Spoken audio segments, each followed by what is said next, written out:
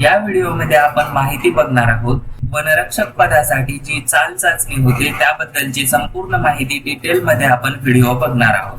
त्यामुळे व्हिडिओ शेवटपर्यंत बघा आणि चॅनलवर नवीन असाल तर सबस्क्राइब करून ठेवा। नमस्कार मित्रांनो, ॲग्रीकट्टा YouTube चॅनलमध्ये आपले सर्वांचे स्वागत आहे। विद्यार्थी मित्रांनो, वनरक्षक भरतीची परीक्षा आपण दिलेली असेल तर आपल्यासाठी अतिशय महत्त्वाचा हा व्हिडिओ आहे।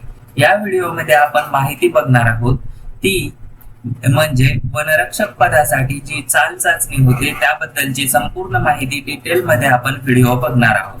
त्यामुळे व्हिडिओ शेवटपर्यंत बघा आणि चॅनलवर नवीन असाल तर सबस्क्राइब करून ठेवा। तसेच आपले टेलिग्राम चॅनलही जॉईन करून ठेवा, म्हणजे आपल्याला नवनवीन PDF आणि नवनवीन अपडेट आपल्याला मिळत राहतील। चला मग सुरू करूया आजचा व्हिडिओ।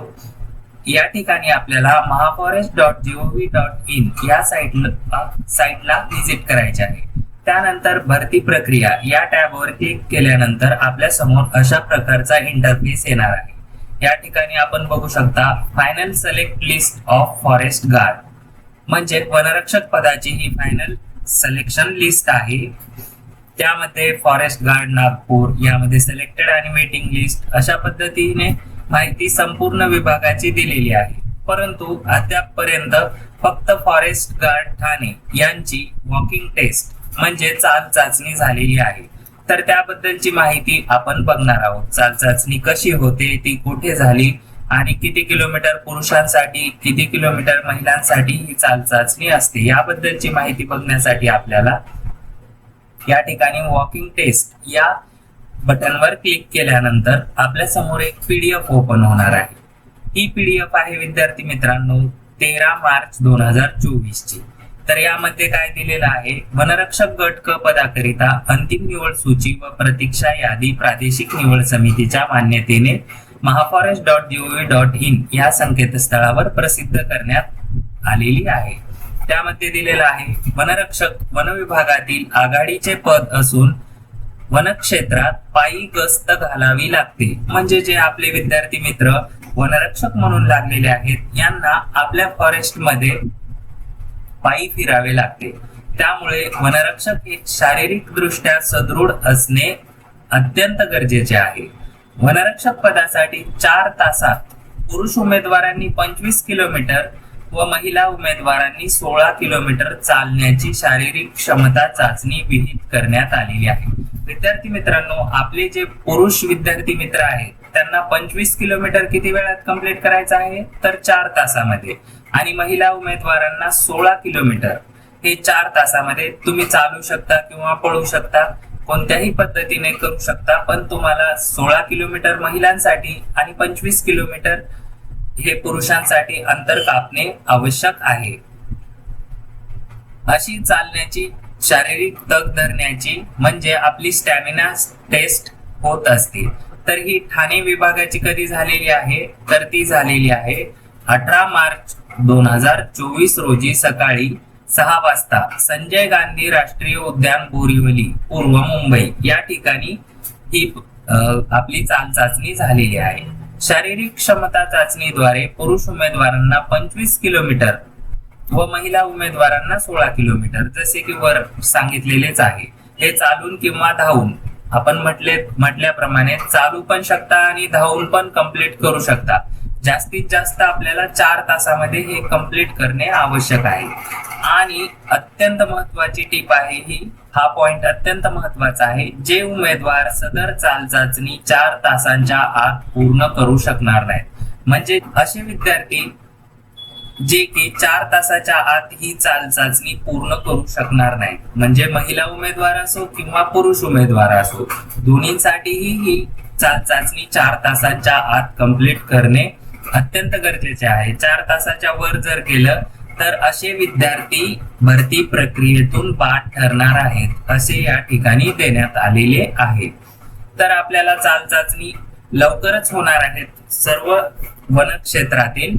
तर शारीरिक क्षमता चाल चाचणीसाठी उमेदवारांनी ऑनलाईन परीक्षेचे प्रवेश पत्र, स्वतःची ओळख पटवण्यासाठी आधार कार्ड, पॅन कार्ड, मतदान कार्ड, वाहन चालक परवाना यापैकी एक मूळ ओळखपत्र आपल्याला त्या ठिकाणी घेऊन जायचे आहे।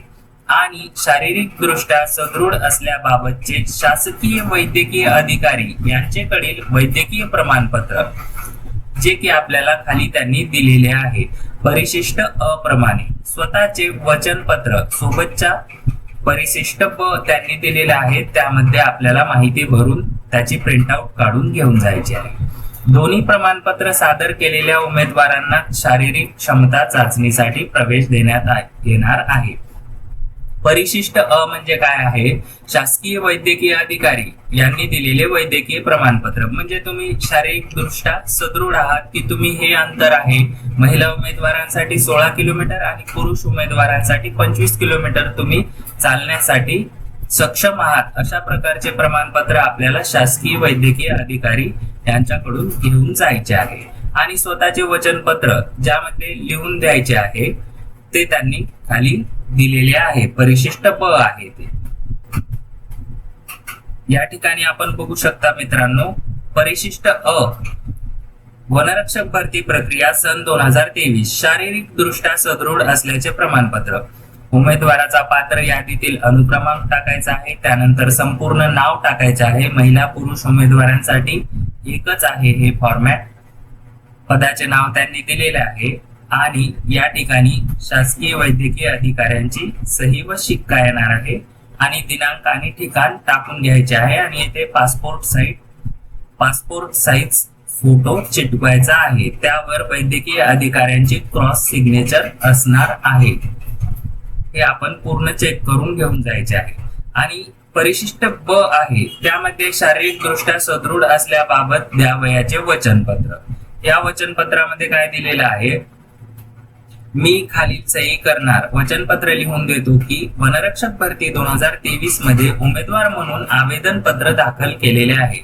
उपरोक्त भरती प्रक्रियेचा भाग म्हणून शारीरिक क्षमता चाचणीमध्ये 25 किलोमीटर पुरुषांसाठी आणि 16 किलोमीटर महिलांसाठी 4 तासामध्ये पूर्ण करण्याच्या धाव चाचणीमध्ये स्वेच्छेने म्हणजे स्वतःहून भाग घेत आहे. सदर चाल चाचणी करिता मी शारीरिक दृष्ट्या सक्षम आहे आणि त्या संबंधात शासकीय वैद्यकीय अधिकारी यांचे प्रमाणपत्र जोडले आहे.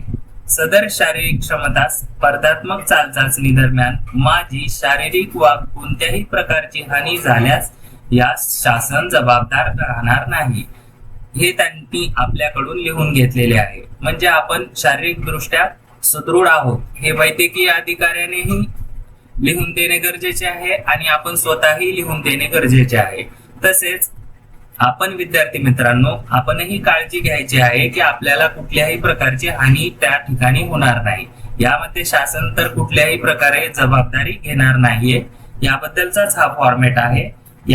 हा फॉर्मॅट म्हणजे परिशिष्ट ब आहे. हे पण आपल्याला लिहून देणे गरजेचे आहे. याशिवाय आपल्याला शारीरिक चाचणी म्हणजे जी चाल चाचणी होणार आहे त्यासाठी आपण पात्र ठरणार नाहीये. अशा पद्धतीने विद्यार्थी मित्रांनो आपली चाल चाचणी होणार आहे वनरक्षक पदासाठी. जर तुम्हाला ही पीडीएफ हवी असेल तर तुम्ही टेलिग्राम चॅनल जॉईन करून ठेवायचे आहे, त्या ठिकाणी आपल्याला मिळणार आहे. अशाच नवनवीन अपडेटसाठी ऍग्रीकट्टा YouTube चॅनल सबस्क्राईब करून ठेवा आणि टेलिग्राम चॅनल जॉईन करून ठेवा. धन्यवाद.